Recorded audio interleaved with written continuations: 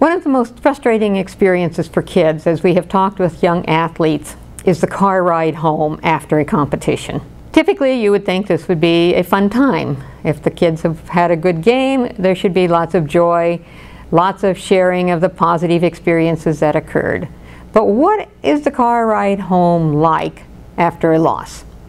And one of the things that kids tell us is that it is the most stressful experience that they've ever had. They hate it. They don't want to be in the car going home with their parents. So I asked the kids why. And one of the things that kept popping up in response to this was that the coach or the parent wouldn't stop talking about the game. In essence, you as parents seem to leave your role as parents during this car ride home and become that of another coach with your biased perspective of what went on at the game. And you want to share this with everyone and sort of vent and to get rid of your own frustrations and to try to understand what happened and why things did the way they did at the game. So as you're working through this, you fail to understand that your children who were part of that experience are now being chastised as they view it because you are being critical of everything and everyone. Parents will talk about the poor decisions that they thought coaches made. They talk about the actions of various opponents and how inappropriate they were and how they gained an unfair advantage by doing something. They, of course, always, this is America, isn't it? We discuss the officials and all of the poor calls that they made and how they never seem to understand the game, even though you may never have read the rules. But seldom do we find after a loss that we give time to the good things that happened during the game. You know, maybe this wasn't a terrible game. Maybe it wasn't a terrible loss. Maybe you were playing against an opponent that really is, by experience, a lot better than your team right now. Even in that experience, there were probably some positive things that happened. There were good plays that were made. There were just delightful strategies implemented that, did the job. You just didn't end up on the higher end of the score. And is that terrible, or is that really a part of learning? You did your best, you played very well, it just didn't happen to be your day to have the larger score.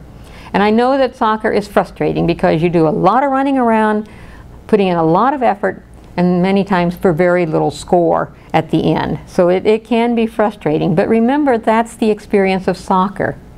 That is what makes it so fun and unique. Now, what can we do about this? How can we help the experience of the kids on this ride home? First of all, let me say, give your children some space and time to deal with the experience that they've just had.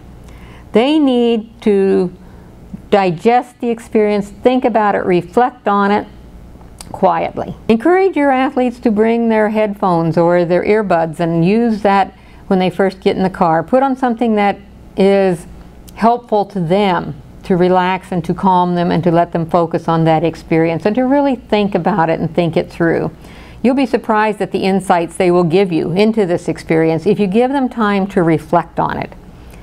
Then you need to be prepared to chat with the athletes about the experience at their time, not your time. Give them that 10 minutes of your time. It'll be the best 10 minutes you've spent to sit down and talk with them about the things that occurred during the game. What was good? What did you do that was really better today than you've done in the past?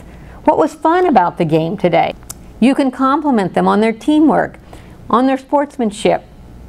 Maybe they were really, really good sports at the end of the game. If they weren't, then I'd talk about that too. This is something that we need to work on in the future as a goal. You can lose, but that doesn't mean you're a loser. Let the coach deal with the areas that need to be improved upon during practice. And if you're concerned that the coach isn't doing enough, don't talk to the child about that. Contact the coach and talk to the coach about it. I'm sure the coach is aware of it, probably has it on his or her list to work on this week in practice. But if it makes you feel better, call the coach and talk to them. And you will have a much more positive experience. Your child will. And maybe in the future, you can all find joy in the ride home after a win and a loss.